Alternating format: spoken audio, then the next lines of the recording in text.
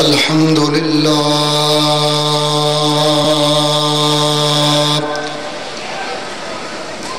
الحمد للہ رب العالمین والعاقبۃ للمتقین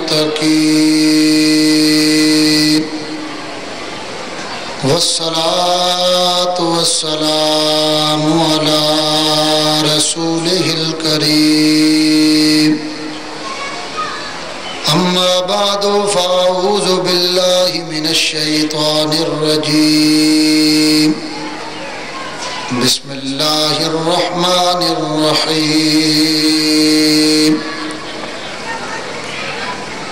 ثانی اثنین اذ ہما فی الغار اذ یقول لصاحبہ لا تحزن ان اللہ معنا صدق اللہ العلی العظیم وصدق رسولہ النبی الکریم الامین ونحن علی ذلک لمن الشاہدین والشاکرین والحمد للہ رب العالمین لقد قال اللہ تبارک وتعالی فی کلامہ فی شان حبیبہ ان اللہ وملائکتہ یصلون علی النبی یا ایہا الذین آمنوا صلوا علیہ وسلموا تسلیما اللہم صلی علی سیدنا ومولانا محمد وبارک وسلم الصلاة والسلام علیک یا رسول اللہ وعلى آلك وصحابك يا حبيب الله الصلاة والسلام عليك يا رحمة للعالمين وعلى آلك وصحابك يا شفيع المذنبين حمد و صلاة کے بعد میرے نہایت ہی واجب الاحترام بزرگوں، بھائی اور عزیز، میں نے آپ حضرات کے سامنے قرآن مجید فرقان حمید کے چند کلمات طیبات تلاوت کیے ہیں۔ ان کا ترجمہ اور حضرت امیر المومنین سیدنا صدیق اکبر رضی اللہ تعالیٰ عنہ آپ کی کچھ خصوصیات اور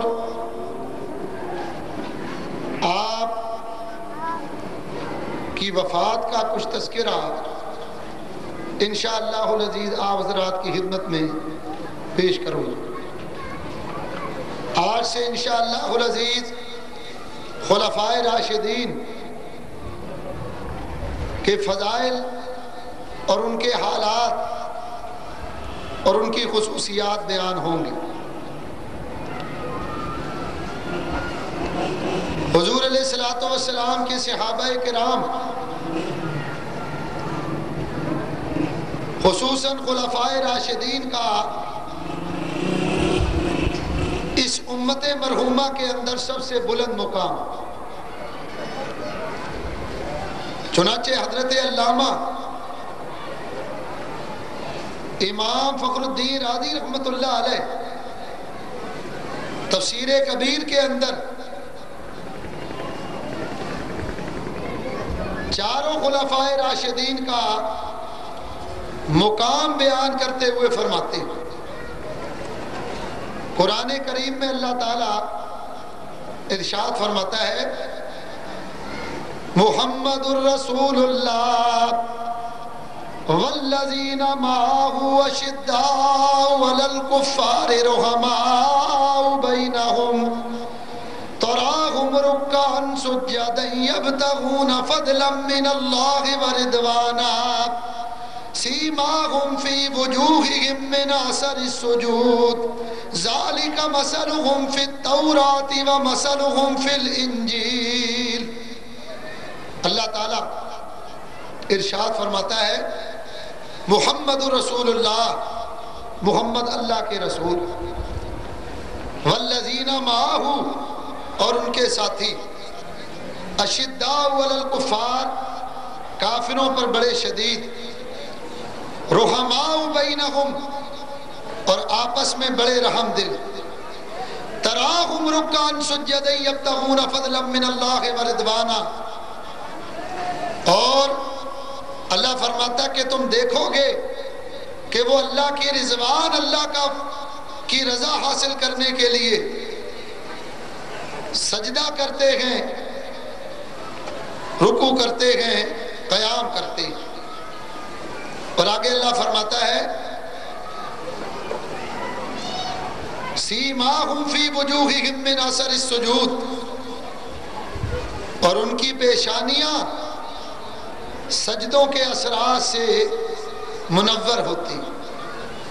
ذالک مثلہم فی التوراۃ ومثلہم فی الانجیل، اور ان کی یہ صفت تورات میں بھی پائی جاتی ہے اور انجیل میں بھی پائی جاتی ہے۔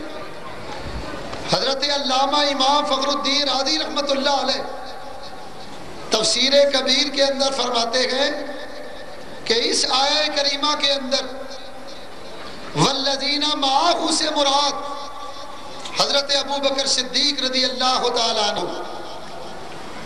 اشداء علی الکفار سے مراد حضرت سیدنا فاروق اعظم، رحماء بینہم سے مراد حضرت عثمان غنی رضی اللہ تعالیٰ عنہ، اور تراہم رکعا سجدا یبتغون فضلا من اللہ ورضوانا سے مراد حضرت علی کرم اللہ تعالیٰ وجہ الکریم کی ذات۔ اس آیہ مبارکہ کے اندر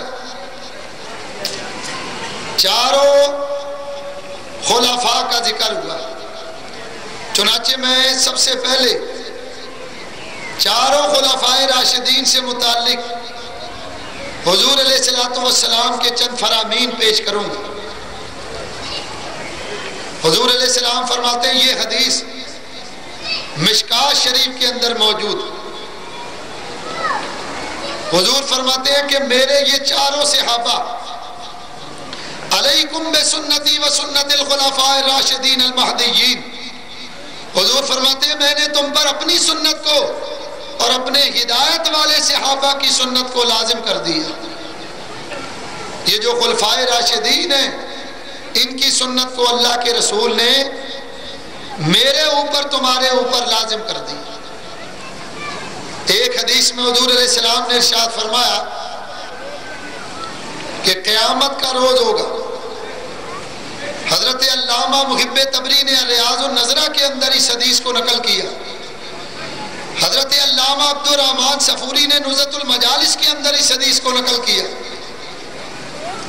حضور فرماتے ہیں قیامت کے روز جب ساری مخلوق اللہ کی بارگاہ میں حاضر ہو تو ایک پکارنے والا، ندا دینے والا پکارے گا، حضرت سیدنا ابو بکر صدیق رضی اللہ تعالیٰ عنہ کو اللہ کی بارگاہ میں حاضر ہونے کا حکم ہوگا۔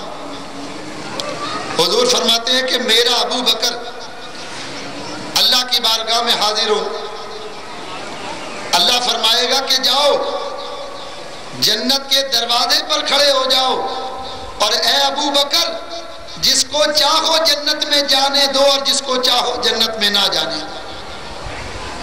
آپ دروازے پر کھڑے ہو جائیں، ان کے بعد پھر ایک پکارنے والا پکارے گا، حضرت عمر سیدنا فاروق اعظم رضی اللہ تعالیٰ عنہ آپ کو حاضر ہونے کا حکم ہوگا، آپ حاضر ہوں گے، اللہ فرمائے گا کہ اے عمر جاؤ میزان کے پاس کھڑے ہو جاؤ جہاں لوگوں کے نامہ اعمال تولے جائیں گے، بس اس جگہ جا کر کھڑے ہو جاؤ، جس کی نیکیوں کو چاہو بھاری کر دو، جس کی نیکیوں کو چاہو ہلکا کر دے۔ آپ وہاں جا کر کھڑے ہو جائیں، ان کے بعد پھر ایک پکارنے والا، ندا دینے والا پکارے گا، حضرت سیدنا عثمان غنی رضی اللہ تعالیٰ عنہ آپ کو حاضری کا حکم ہوگا. حضرت عثمان آئیں گے اور آ کر اللہ کی بارگاہ میں عرض کریں گے کہ یا رب العالمین تو نے یاد فرمایا. اللہ فرمائے گا جاؤ پل صراط پر کھڑے ہو جاؤ. اے عثمان جس کو چاہو پل صراط سے بجلی کی طرح گزار دو اور جس کو چاہو پل صراط پر سے نہ گزار. آپ پل صراط پر کھڑے ہو جائیں. پھر چوتھی مرتبہ ایک اور پکارنے والا پکارے گا اور حضرت علی کرم اللہ تعالی وجہ الکریم کو اللہ کی بارگاہ میں حاضر ہونے کا حکم. آپ اللہ کی بارگاہ میں حاضر ہوں گے. یا رب العالمین تو نے کس لیے بلایا؟ اللہ فرمائے گا جاؤ حوض کوثر پر کھڑے ہو جاؤ اور جس کو چاہو حوض کوثر کا جام پلا کر اس کو سیراب کر دو اور جس کو چاہو حوض کوثر کے پانی سے محروم کر دو. اس حدیث میں بھی چاروں خلفائے راشدین کی فضیلت کا ذکر ہے کہ چاروں کا اپنا اپنا ایک مقام اور قیامت کے روز یہ چاروں حضرات اپنے اپنے مقام پر موجود ہوں. دو حدیثیں. تیسری حدیث یہ حدیث بھی الریاض النظرہ کے اندر موجود. حضور علیہ الصلوۃ والسلام کی بارگاہ میں جبریل امین آئے. حدیث میں آتا کہ جبریل ایک تھال لے کر آئے جس کے اوپر ایک کپڑا ڈلا ہوا. جبریل آئے عرض کی یا رسول اللہ یہ جنتی سیب ہے اور اللہ کا حکم ہے کہ آپ جس کو چاہیں یہ سیب عطا فرما دیں. حضور علیہ السلام نے کپڑا نہیں ہٹایا بلکہ اندر ہاتھ ڈال کر ایک سیب نکالا اور وہ سیب نکال کر حضرت ابو بکر صدیق کو دے دی. آپ نے دیکھا کہ سیب پر ایک طرف لکھا ہوا ہے ھذہ ھدیۃ من اللہ لابو بکر صدیق، یہ تحفہ اللہ کی طرف سے ابو بکر صدیق کے لیے. اور دوسری طرف لکھا ہوا ہے من ابغض صدیق فہو زندیق، جس کے سینے میں ابو بکر کا بغض ہوگا، ابو بکر کے لیے دشمنی ہوگی، ایسا آدمی جہنم میں داخل کیا جائے گا. اس کے بعد حضور علیہ الصلوۃ والسلام نے دوسری مرتبہ ہاتھ ڈالا اور سیب نکالا.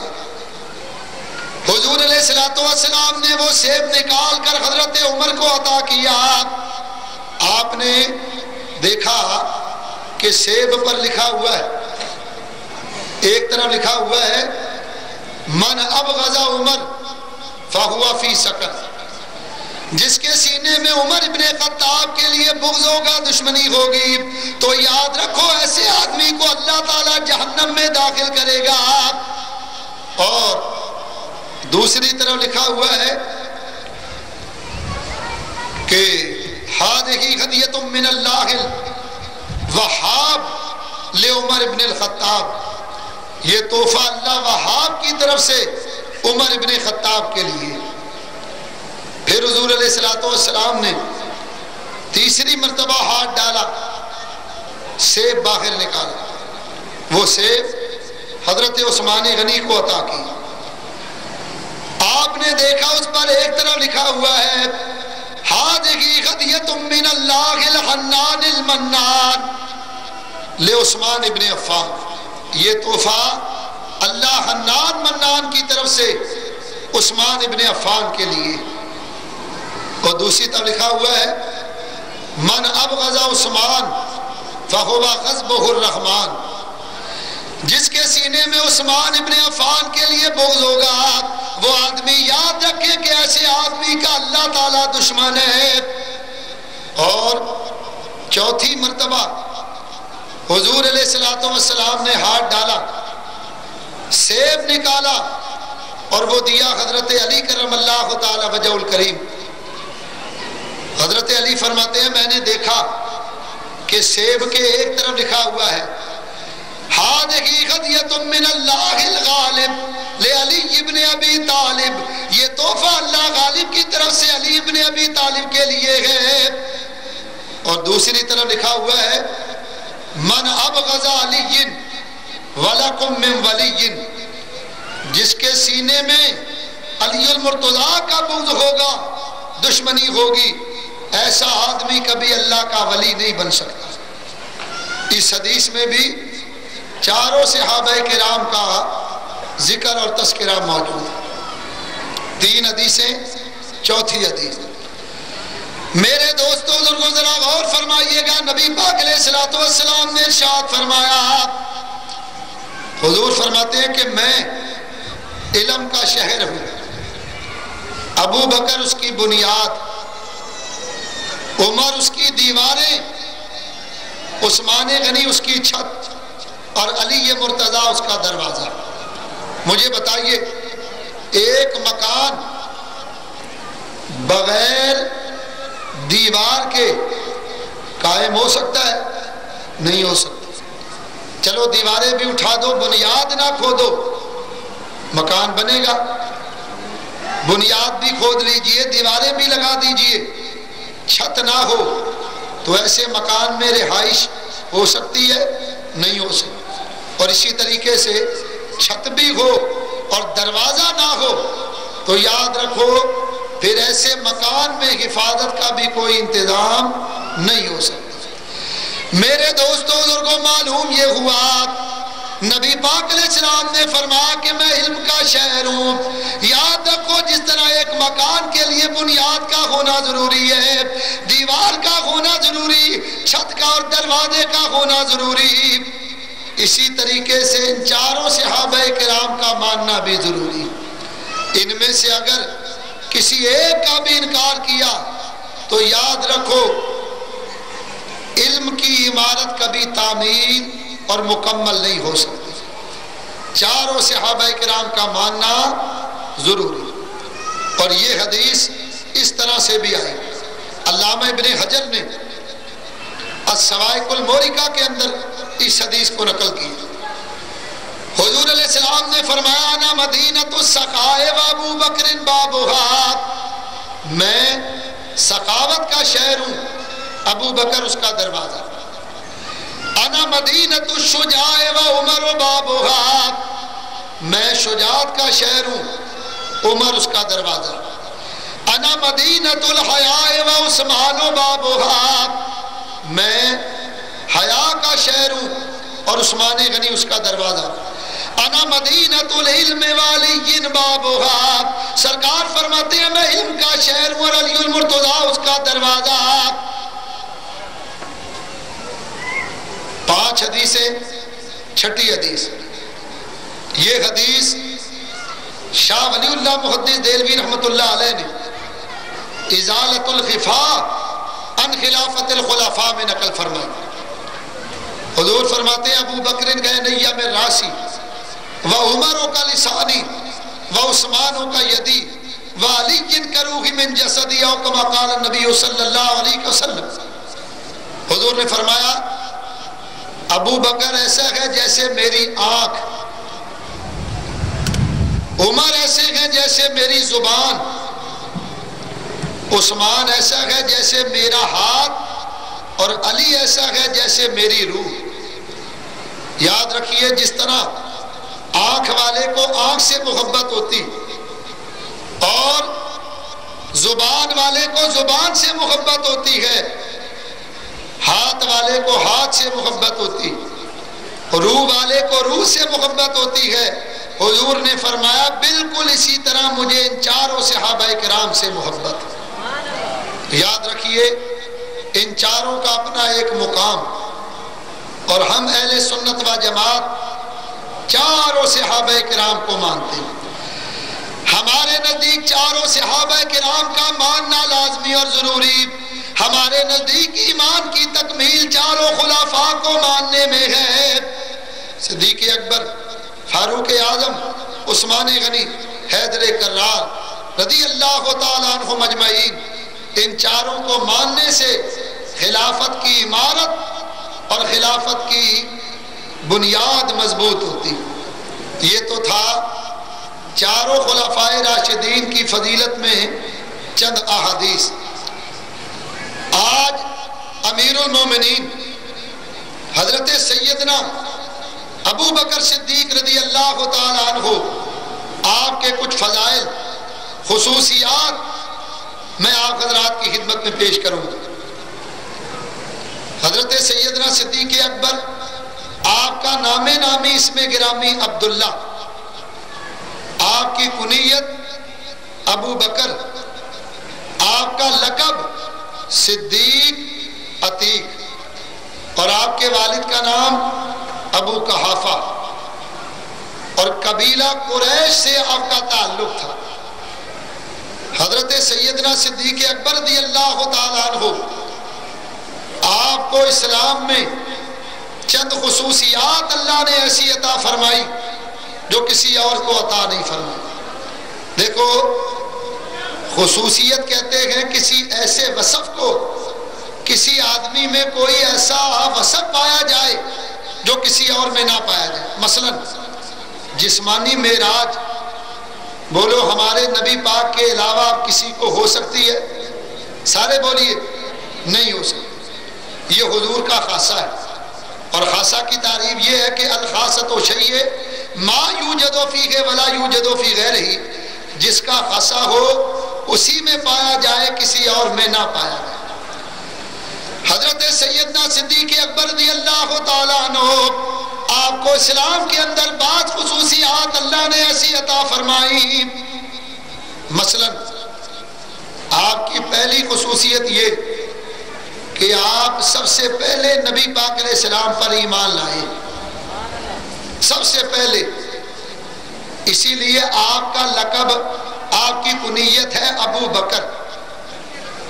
عرب میں یہ رواج تھا کہ عرب والے جب کسی آدمی کو پکارتے بلاتے تو اس کو کنیت کے ساتھ بلاتے تھے. مثلا کسی بیٹے کا نام اس کے نام کے ساتھ ابو کا لفظ لگا دیتے، جیسے ابو عبداللہ، عبداللہ کا باپ، ابو عمر، عمر کا باپ، ابو بکر، بکر کا باپ. تو یہ آپ کی کنیت تھی. اب سوال یہ کہ حضرت ابو بکر صدیق کی اولاد میں کوئی بھی بکر نامی آپ کا لڑکا نہیں تھا، نہ تو لڑکیوں میں کوئی تھا اور نہ لڑکوں میں. سوال یہ کہ جب آپ کی اولاد میں بکر نامی آپ کی کوئی اولاد نہیں تھی تو پھر آپ کا نام ابو بکر آپ کی کنیت کیوں ہوئی؟ تو سنو اس کا جواب. شاہ عبدالعزیز محدث دہلوی رحمۃ اللہ علیہ تفسیر عزیزی کے اندر فرماتے ہیں، اور شاہ عبدالعزیز وہ ہیں کہ ان کا تعارف یہ کہ ایک مرتبہ دہلی کے قریب ایک مزار پہ میلہ لگتا تھا. شاہ عبدالعزیز کے ایک مرید آئے، فرمایا حضرت مجھے اجازت دیجئے، میں میلہ دیکھنا چاہتا ہوں. شاہ صاحب نے کہا بھائی میلے میں نہ جاؤ، وہاں خلاف شرع باتیں ہوتی ہیں اور لوگ مذاق اڑائیں گے کہ مولوی صاحب میلہ دیکھنے آئے ہوئے. مرید نے کہا حضرت مجھے اجازت دیجئے، میں ضرور میلہ دیکھنے جاؤں گا. شاہ صاحب نے فرمایا کہ اچھا اگر تم میلہ دیکھنے جاؤ تو میرا یہ خط لے جاؤ، صاحب مزار کو جب تم وہاں پہنچو گے تو ایک بڑ کا درخت نظر آئے گا، اس درخت کے قریب ایک آدمی بیٹھا ہوگا، یہ میرا خط اس کو دے دینا، تمہارا کام ختم ہو جائے. اب یہ آپ کے شاگرد آپ کا یہ خط لے کر چلے. چلتے چلتے جب بڑھ کے درخت کے نیچے پہنچے تو ایک آدمی نظر آیا. اس نے جب ان کے شاگرد اور مرید کو دیکھا دوڑ کر آگے بڑھا، آگے بڑھ کر کہا مولوی صاحب لائیے میرا وہ خط جو شاہ عبدالعزیز نے میرے نام لکھا ہے. اب انہوں نے وہ خط اس کو دے دیا. بڑے حیران ہوئے کہ اس کو کیسے پتا چل گیا کہ میں خط لایا ہوں. انہوں نے خط لیا، خط پڑھا اور مسکرانے لگے. زمین سے ایک مٹی کی ٹھیکری اٹھائی اور اس پر کوئلے سے 2-4 لکیریں کھینچی اور اس شاگرد سے کہا کہ جاؤ یہ اپنے استاد شاہ عبدالعزیز کو ان کے خط کا میری طرف سے یہ جواب دے دے۔ اب مولوی صاحب نے جب ٹھیکری دیکھی وہ میلا سب بھول گئے، ٹھیکری لے کر شاہ عبدالعزیز کی خدمت میں آ گئے۔ حضرت انہوں نے آپ کے خط کا یہ جواب دیا۔ شاہ صاحب نے جب خط دیکھا تو آپ بھی مسکرانے لگے، وہ ٹھیکری دیکھی آپ بھی مسکرانے لگے۔ شاگرد نے کہا حضرت یہ میری بات سمجھ میں نہیں آتی، this something wrong in the bottom ہے؟ یہاں آپ مسکرا رہے ہیں اور وہاں پر وہ مسکرا رہے تھے۔ شاہ صاحب نے فرمایا کہ میں نے ان کو خط لکھا کہ تیرے مزار کے خلاف شرع باتیں ہوتی ہیں، کیا تو ان کو روک نہیں سکتا؟ اس نے جواب دیا اے عبدالعزیز تجھ سے تو تیرا ایک مرید نہیں رکا تو میں اتنے لوگوں کو کیسے روک لیتا؟ وہ شاہ عبدالعزیز تفسیر عزیزی کے اندر فرماتے ہیں کہ حضرت ابو بکر صدیق رضی اللہ تعالیٰ عنہ، آپ کی کنیت ابو بکر اس لیے ہے، اللہ تعالیٰ ارشاد فرماتا ہے وَتُسَبِّحُوهُ بُكْرَةً وَأَصِيلًا، اللہ فرماتا ہے اور صبح شام اللہ کی تسبیح بیان کرو۔ بُكْرَةً وَأَصِيلًا، علماء نے لکھا کہ بکر کا معنی ہے صبح کی پہلی کرن۔ یہ جو اللہ نے کہا نا بکرتم وسیلہ کہ تم صبح شام اللہ کی پاکی یعنی اللہ کی تسبیح بیان کرو، تو بکر کا معنی ہے صبح کی پہلی کرن۔ حضرت ابو بکر کو بکر اس لیے کہا جاتا ہے کہ آپ بھی اسلام کی صبح کی سب سے پہلی کرن ہے، نبی پاک علیہ السلام پر سب سے پہلے آپ ایمان لائے۔ چنانچہ آپ کے ایمان لانے کا واقعہ حضرت علامہ محب تبری نے ریاض النظرہ کے اندر نقل کی۔ حضرت صدیق اکبر کی یہ عادت تھی کہ آپ مکہ مکرمہ سے باہر ایک باغ تھا، اس باغ میں جا کر رونق افروز ہوتی۔ ایک دن آپ اس باغ کے اندر چلے گئے اور ایک درخت کے نیچے جا کر آرام کرنے لگے۔ حضرت سیدنا ابو بکر صدیق اس درخت کے نیچے لیٹے ہوئے ہیں۔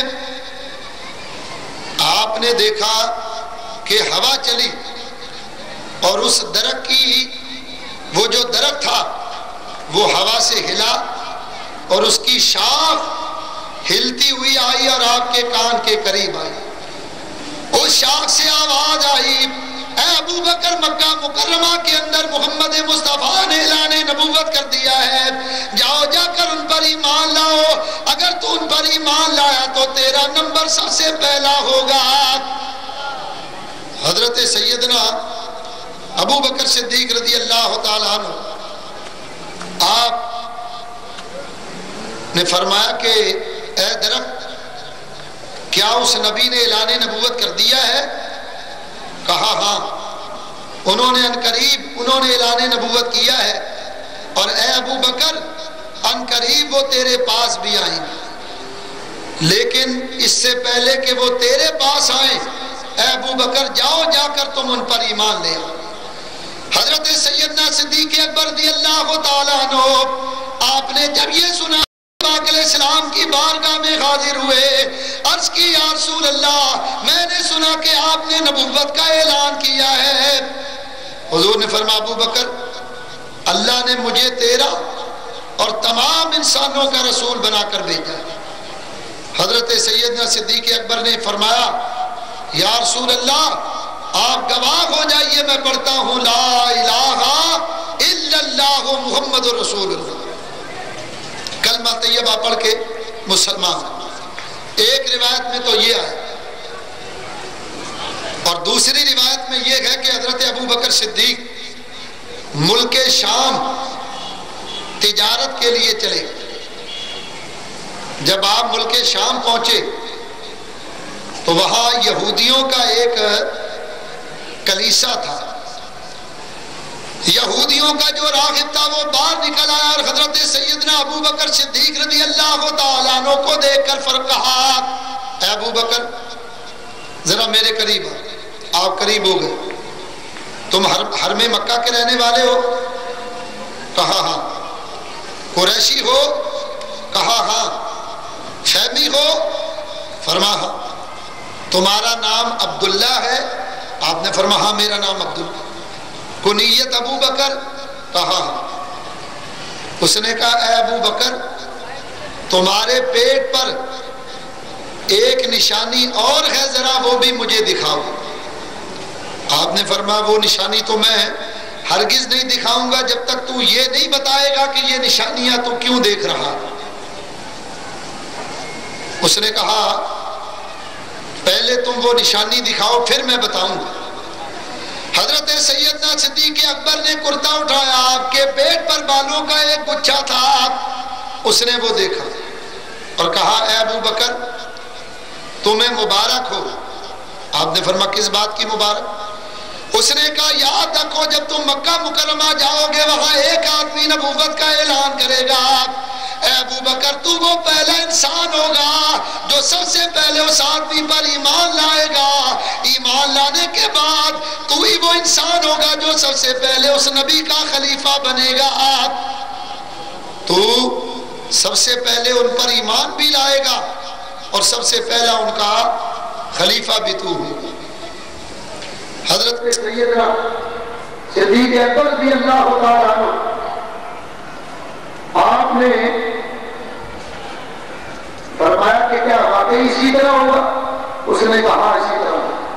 ہماری قدیم کتابوں کے اندر لکھا ہوا ہے کہ جو نبی آخر الزمان پر ایمان لانے والا ہوگا اس کے اندر یہ 4 نشانیاں ہوں. تمہارے اندر یہ 4 نشانیاں ہوں. اس نے کہا ابو بکر جب تم دوبارہ مکہ جانا تو مجھ سے ملتے ہوئے جانا. میں نے اس نبی کی شان میں ایک قصیدہ لکھا ہے، وہ قصیدہ لے جانا اور میری طرف سے جا کر اس نبی کو وہ قصیدہ سنا دینا. حضرت سیدنا صدیق اکبر رضی اللہ عنہ نے تجارت کی. تجارت میں اللہ نے آپ کو نفع دیا اور آپ مکہ مکرمہ کے لیے نکلے. جب مکہ واپس آنے لگے تو اس راہب سے ملتے ہوئے آئے. اس نے کہا اے ابو بکر یہ قصیدہ لے جاؤ اور لے جا کر میری طرف سے اپنے نبی کو سنا دینا. حضرت سیدنا صدیق اکبر رضی اللہ تعالیٰ عنہ نے وہ قصیدہ لیا. آپ وہ قصیدہ لے کر قافلے کے ساتھ کشاں کشاں مکہ مکرمہ پہنچ گئے. ابھی شہر مکہ میں داخل نہیں ہوئے تھے، مکہ سے باہر ہی ابو جہل مل گئے. کہنے لگا اے ابو بکر تم نے کچھ سنا؟ آپ نے فرمایا کیا؟ کہا وہ جو تمہارے دوست ہیں نا محمد صلی اللہ علیہ وسلم انہوں نے نبوت کا دعویٰ کر دیا اور اے ابو بکر ہم تو تیرا انتظار کر رہے تھے ورنہ معاذ اللہ ثم معاذ اللہ ہم اس سے نمٹ لیتے. صدیق اکبر نے فرمایا جلدی نہ کرو. آپ نبی پاک علیہ السلام کے دربار کوثر بار پر آئے. آ کر دروازہ کھٹکھٹایا. نبی پاک علیہ السلام باہر تشریف لائے. حضرت صدیق اکبر نے فرمایا یا رسول اللہ ہے محمد کہ آپ نے نبوت کا اعلان کیا ہے.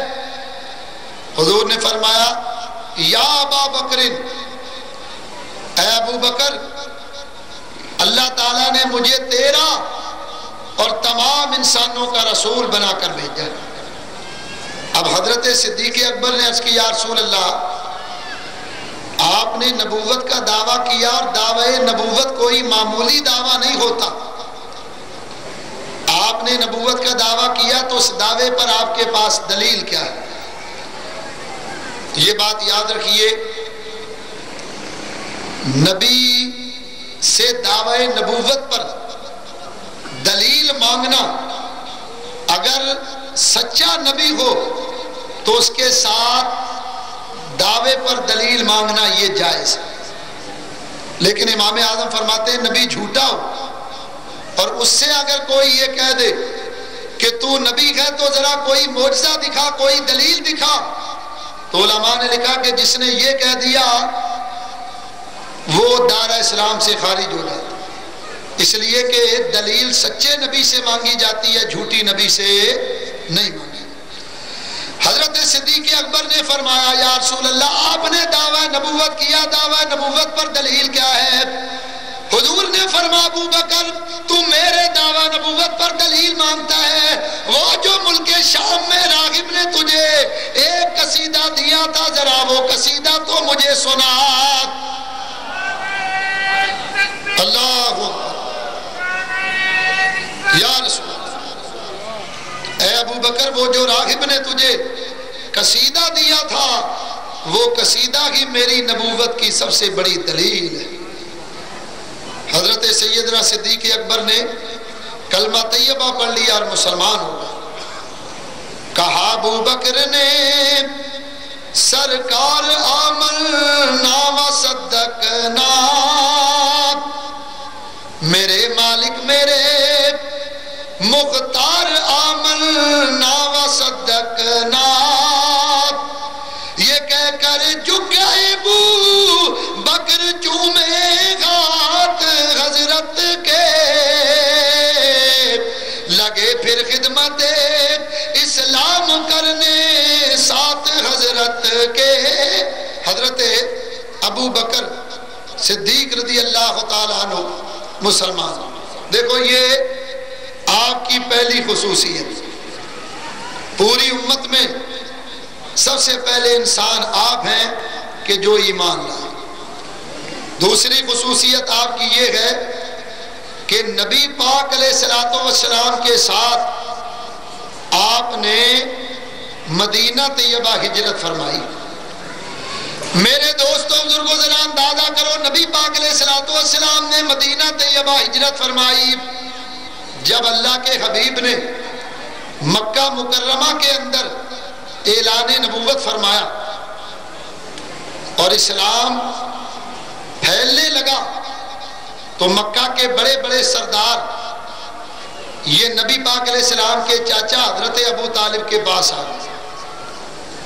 انہوں نے آ کر کہا ہے ابو طالب تمہارا بھتیجا محمد ہمارے خداؤں کی توہین و تذلیل کرتا ہے، یا تو ان کو سمجھاؤ کہ یہ باز آ جائے یا پھر تم درمیان سے الگ ہو جاؤ۔ اے ابو بکر ان کو سمجھاؤ کہ یہ باز آ جائیں اور اپنی تبلیغ کو اپنے سینے تک رکھیں، وگرنہ درمیان سے ہٹ جاؤ ہم ان سے نمٹ لیں۔ حضرت ابو طالب نے مکہ کے سرداروں کو سمجھا بجھا کر واپس بھیج دی۔ شام کو جب نبی پاک علیہ السلام آئے تو فرمایا بیٹا اپنے چچا کے ناتواں کاندھے پر اتنا بوجھ نہ ڈالو کہ تمہارا چچا وہ بوجھ اٹھا نہ سکے۔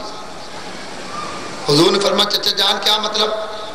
فرمایا بیٹا مکہ کے سردار تمہاری شکایت لے کر آئے ہیں، خبردار کسی کے مذہبی معاملات میں دخل اندازی نہ دو۔ بیٹا کیا ضرورت ہے کسی کے مذہبی معاملات میں دخل اندازی کرنے کی؟ اپنی تبلیغ کو اپنے سینے تک رکھو۔ حضور علیہ السلام کی آنکھوں میں آنسو آ گئے۔ فرمایا چچا جان کیا یہ آپ کا آخری فیصلہ ہے؟ فرمایا ہاں یہ میرا آخری فیصلہ ہے۔ حضور نے فرمایا تو پھر میرا بھی آخری فیصلہ سن لیجیے، جفا و ظلم کی آندھی چلے طوفان آ جائے، مٹانے کو میرے شداد اور حامان آ جائے، میرے ہاتھوں پہ لا کر چاند سورج بھی اگر رکھ دیں، میرے پیروں تلے روئے زمین کا مال و زر رکھ دیں، خدا کے کام سے میں باز ہرگز رہ نہیں سکتا، یہ بت جھوٹے ہیں میں جھوٹوں کو سچا کہہ نہیں سکتا۔ حضور علیہ अलैहिस्सलाम ने इनकार फरमा दिया। अबू तालिब इन्होंने कहा, ऐ मोहम्मद सल्लल्लाहु अलैहि वसल्लम, बेटा तुमने अपने चचा को रोने पर मजबूर कर दिया। हुजूर ने रोते हुए फरमाया, चचा जान, अल्लाह ने मुझे ये काम करने का हुक्म दिया है, या तो मेरी जान चली जाएगी या फिर एक वक्त वो आएगा कि ये काम पाया तकमील को पहुंच जाएगा। चचा जान, मैं अपनी जान तो दे सकता हूं लेकिन इस काम से पीछे नहीं हट सकता। अब तो यही होगा कि या तो मेरी जान जाएगी या फिर अल्लाह इस काम को पाए तकमील तक पहुंचा दे। हजरत अबू तालिब ने सरकार की पुश्त पर हाथ फेरा और कहा, जाओ, जब तक अबू तालिब जिंदा है कोई तुम्हारा बाल बीका भी नहीं कर सकता। हुजूर अलैहिस्सलाम खुश हो गए। इधर मक्का मुकर्रमा के अंदर एक मकान था जिसका नाम था दारुन नदवा। इस मकान के अंदर मक्का के बड़े बड़े सरदार अबू जाल, अबू लहब, उतबा, शैबा, वलीद, अबू सुफियान, ये बड़े बड़े सरदार इस मकान में जमा हुए।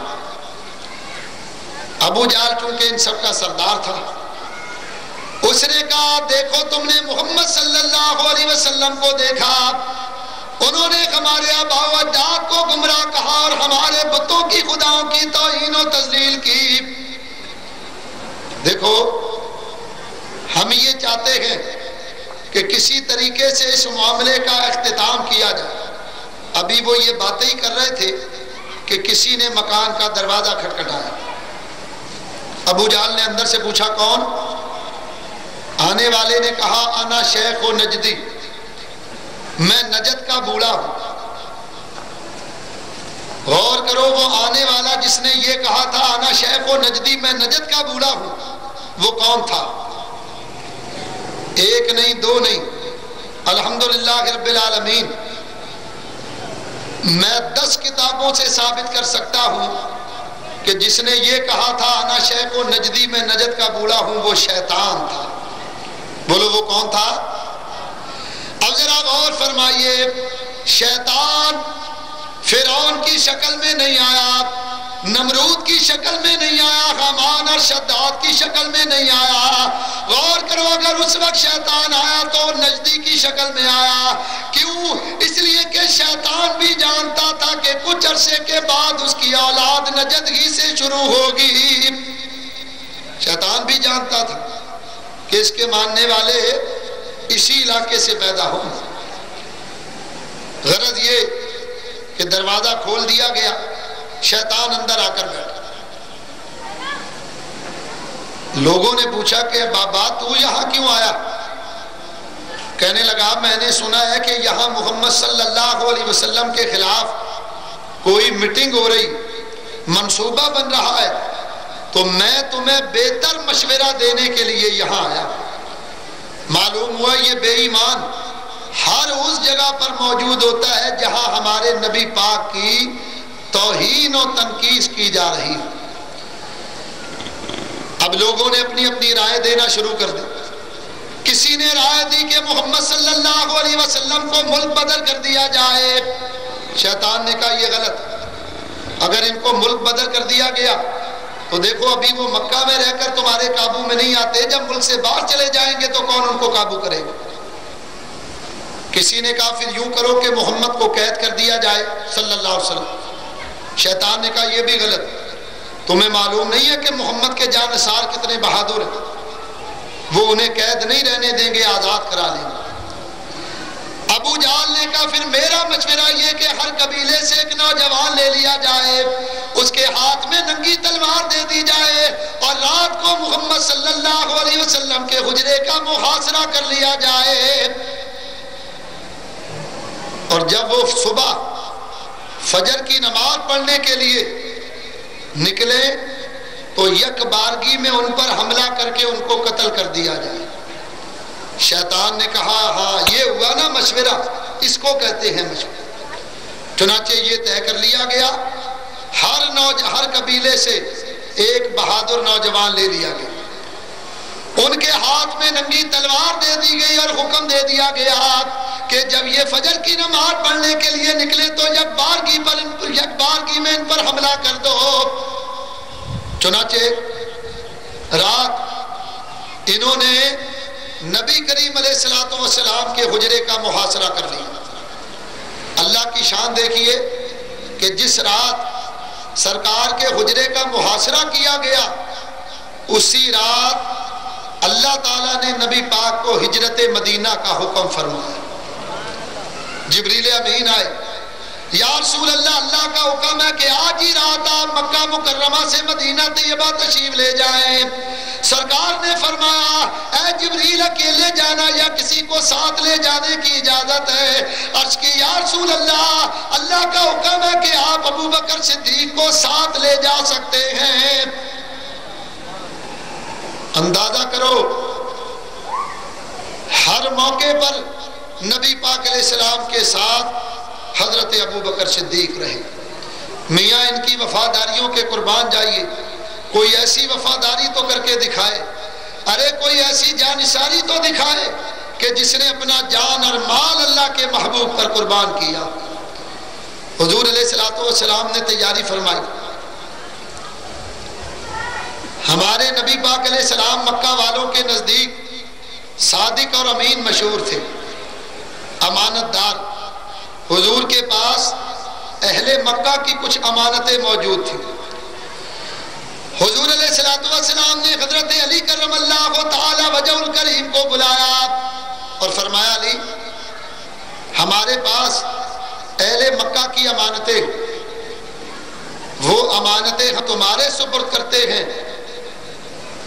صبح کے وقت وہ امانتیں امانت داروں کو لوٹا کر تم مدینہ طیبہ آ جاؤ اور آؤ آ کر ہمارے بستر پر لیٹ جاؤ۔ اب یہاں میں نے ایک بڑی عجیب بات پڑھی۔ حضرت علی المرتضیٰ فرماتے ہیں، میری ساری زندگی کے اندر جتنی بھی راتیں آئیں، ساری راتوں میں اگر کسی رات کے اندر میں سکون اور چین کے ساتھ سویا ہوں تو وہ یہی رات تھی۔ کسی نے پوچھا، علی وجہ کیا تھی؟ فرمایا، وجہ یہ تھی کہ کل صبح تک کی میری زندگی کا ذمہ اللہ کے رسول نے لے لیا تھا۔ حضور نے فرمایا تھا کہ صبح یہ امانتیں مکہ والوں کو لوٹا کر تم مدینے آ جائیں۔ فرماتے ہیں اس رات میں بڑی بے خبری کے ساتھ سویا، اس لیے کہ میں آرام سے اس لیے سویا کہ مجھے یقین تھا کہ اب صبح تک مجھے موت نہیں آئے گی۔ اللہ کے رسول نے میری زندگی کا ذمہ لے لیا۔ حضور داتا صاحب رحمت اللہ علیہ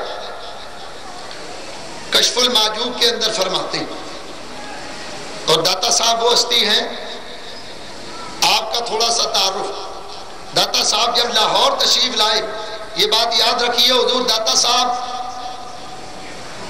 آپ حضور غوث اعظم سے بھی پہلے کے ہوئے۔ حضور غوث اعظم فرماتے ہیں کہ اگر یہ داتا صاحب میرے زمانے میں ہوتے تو میں ان کے ہاتھ پر بیعت کر کے ان کو اپنا پیر و مرشد بناتا۔ اسی سے اندازہ لگاؤ کہ جن کے بارے میں حضور غوث اعظم یہ فرمائیں کہ میں ان کو اپنا پیر و مرشد بناتا، اس سے اندازہ لگاؤ کہ داتا صاحب کا کتنا مقام ہو۔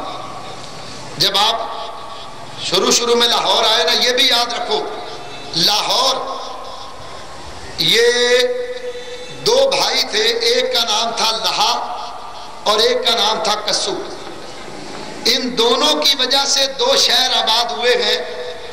جس کا نام لہا تھا اس کے نام سے لاہور شہر آباد ہوا، اور جس کا نام کسو تھا اس کے نام سے قصور شہر آباد ہوا، بابا بلے شاہ کا شہر۔ جب داتا صاحب لاہور تشریف لائے تو آپ نے یہاں ایک مسجد بنائی۔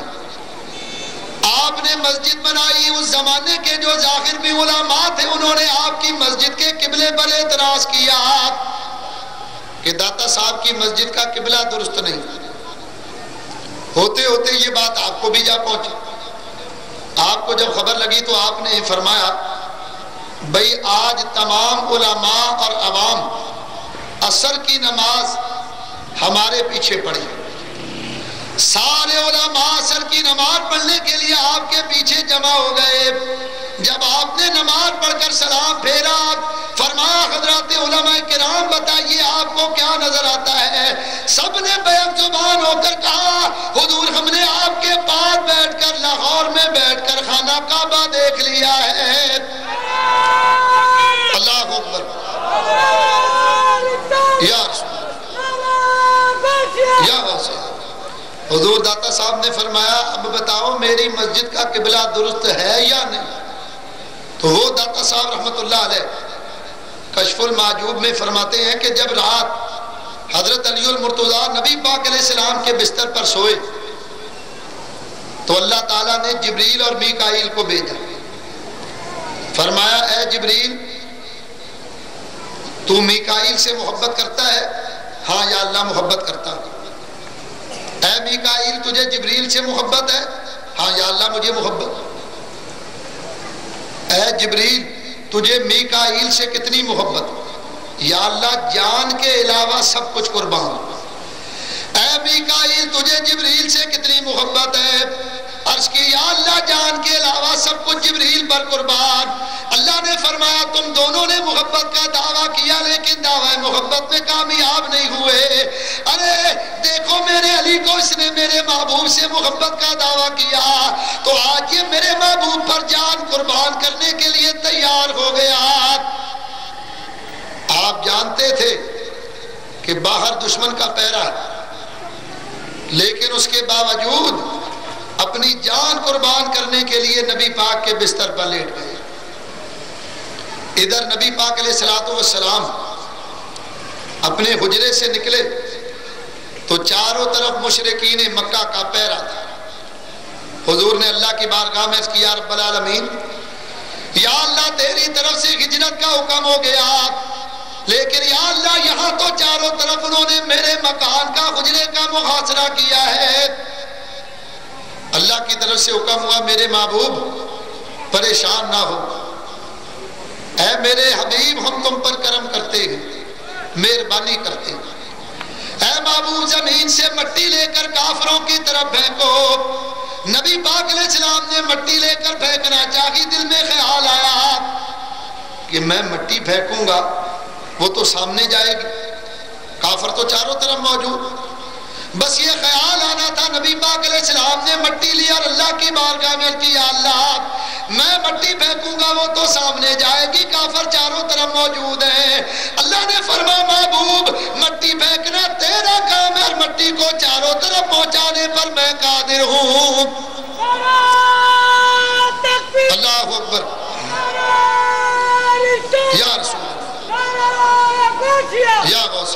حضور علیہ السلام نے مٹی کافروں کی طرف پھینکی، وہ دراتا ہوا وحدت کا دم برتا ہوا نکلا، وہ دراتا ہوا وحدت کا دم برتا ہوا نکلا، تلاوت سورہ یاسین کی کرتا ہوا نکلا۔ حضور نے مٹی لی اور اس پر یاسین شریف دم کی۔ بعض لوگ کہتے ہیں یہ دم دروز سنیوں نے نکال لی، دم ہم کرتے ہیں اور بے دم یہ ہونے لگتے ہیں۔ یاد رکھو دم کرنا اللہ کی سنت، دم کرنا ہمارے نبی پاک کی سنت، دم کرنا جبریل امین کی سنت، بلکہ دم کرنا نبی پاک کے صحابہ کی بھی سنت۔ انشاءاللہ کبھی اسی موضوع پر تقریر کریں گے کہ دم کرنا کس کس کی سنت۔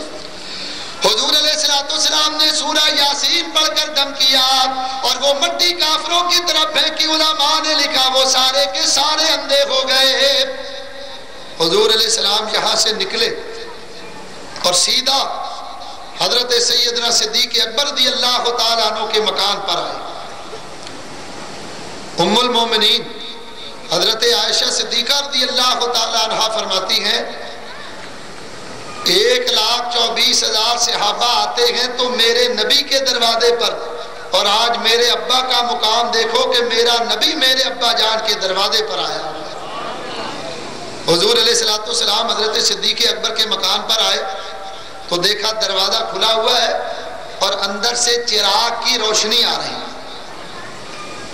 حضور نے دروازہ کھٹکھٹایا، حضرت صدیق اکبر آئے، یا رسول اللہ آپ؟ حضور نے فرمایا ابو بکر تم رات کو سوئے نہیں؟ دروازہ کھلا ہوا ہے، چراغ جل رہا ہے، کیا بات؟ عرض کی یا رسول اللہ مجھے اچھی طرح یاد ہے آپ نے ایک مرتبہ مجھے کہا تھا اے ابو بکر مجھے ہجرت کا حکم ہوگا، تو نے میرے ساتھ چلنا ہوگا۔ یا رسول اللہ وہ دن ہے اور آج کا دن ہے، میں رات کو کبھی سویا نہیں بلکہ دروازہ کھول کے آپ کا انتظار کرتا رہتا ہوں۔ ارے میاں کوئی ہے جو ایسی وفاداری دکھائے کہ جس نے اپنی راتوں کو اللہ کے حبیب پر قربان کر دیا؟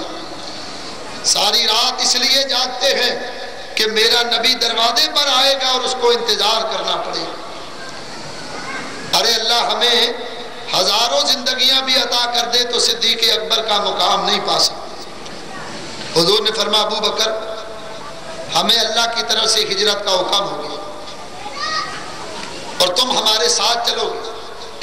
حضرت سیدنا صدیق اکبر رضی اللہ تعالیٰ عنہ آپ کے پاس عمر بھر کی کمائی 80,000 درہم پڑا ہوا تھا، آپ نے وہ 80,000 درہم لیا۔ دیکھو یہ 80,000 درہم اگر آج ڈالر میں تقسیم کیا جائے، اس کو تبدیل کیا جائے، کنورٹ کیا جائے تو 50,000 درہم کے بنتے ہیں تقریباً 4 کروڑ امریکن ڈالر، اور 80,000 کی 30,000 اور ملا لو تو تقریباً یہ 7 کروڑ امریکن ڈالر کے قریب یہ رقم بنتی ہے۔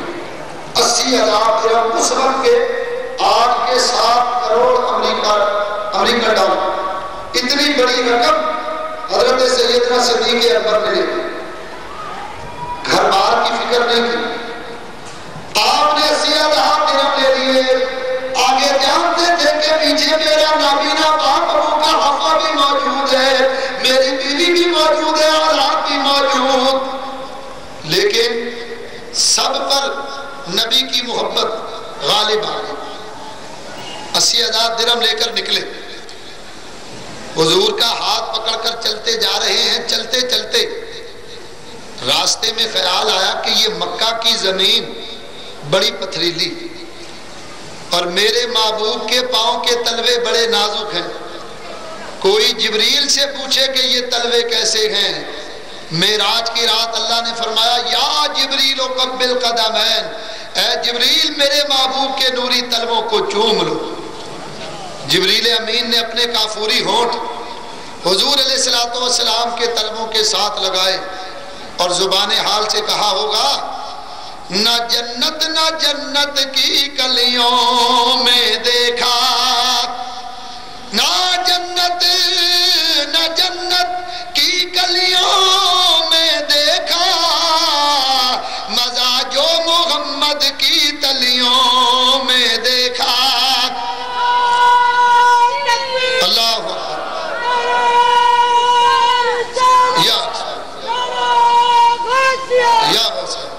دیکھو آواز تو میری بیٹھی ہے اور گلوں سے آپ کی آواز نہیں نکل رہی۔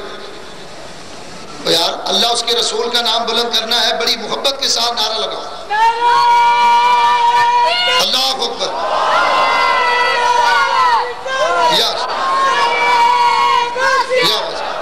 دیکھو یا تو پیچھے برف باری ہو رہی ہے، پیچھے والوں کے گلے سے سردی کی وجہ سے آواز نہیں نکل رہی، یا آپ کے پیچھے آیا ہوا ہے رمضان اور انہوں نے 29واں روزہ رکھ لیا، اتنے کمزور ہو گئے ہیں کہ گلوں سے آواز نہیں نکل رہی۔ وہ سامنے گلزار انبیاء سے ایسا لگ رہا کسی نے آواز دی۔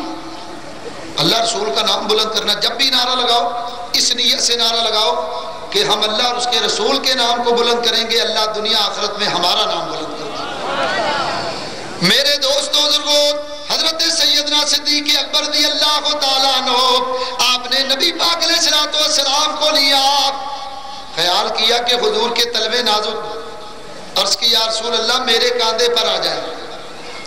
اب صدیق اکبر رضی اللہ تعالیٰ عنہ نے نبی پاک علیہ السلام کو اپنے کاندھے پر اٹھا لیا۔ اب صدیق اکبر کا مقام دیکھیے، بڑی مشہور حدیث ہے، آپ نے اکثر علماء سے سنی، مشکات شریف کی حدیث ہے۔ ایک دن نبی پاک علیہ السلام نے اپنے ایک کاندھے پر امام حسن کو بٹھایا ہوا ہے اور ایک کاندھے پر حضرت امام حسین کو بٹھایا ہوا ہے۔ سرکار دونوں شہزادوں کو لے کر نکلے تو سامنے سے حضرت ابو ہریرہ آتے ہوئے نظر آئے۔ آپ نے دیکھ کر فرمایا یا رسول اللہ سواری کتنی پیاری ہے۔ حضور نے فرمایا ابو ہریرہ یہ نہ کہو بلکہ یہ کہو کہ سوار کتنے پیارے ہیں۔ سوار وہ ہیں جن کے بارے میں حضور نے فرمایا ان الحسن والحسین سیدا شباب اہل الجنات۔ حضور نے فرمایا امام حسن امام حسین یہ دونوں جنتی نوجوانوں کے سردار ہیں۔ آج یہ دونوں جنتی نوجوانوں کے سردار نبی پاک کے کاندھے پر سوار۔ ارے میاں غور کرو، جو نبی کے کاندھے پر سوار ہو جائے وہ تو جنت کے نوجوانوں کا سردار ہو جائے، اور آج ہجرت کی رات صدیق اکبر کے کاندھے پر نبی پاک علیہ السلام سوار ہیں۔ اندازہ کرو کہ حضرت صدیق اکبر کا کیا مقام ہوگا۔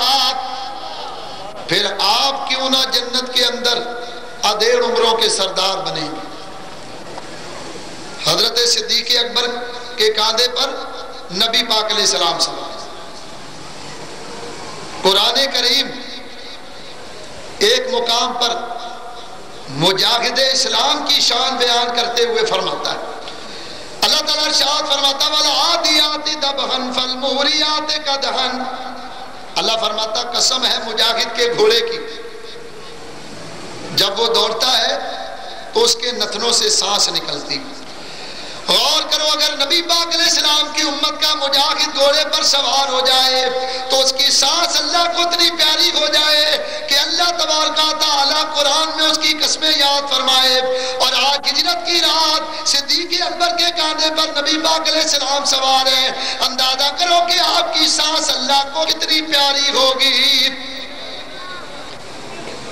صدیق اکبر رضی اللہ تعالیٰ عنہ کے کاندھے پر نبی پاک علیہ السلام سوار۔ حضور علیہ السلام دیکھو جب نبی پاک علیہ السلام کی ولادت ہوئی نا تو کتاب کا نام ہے زرقانی شریف، حضرت حلیمہ آپ فرماتی ہیں کہ میں مکہ مکرمہ ایک بچے کو لینے کے لیے آئی۔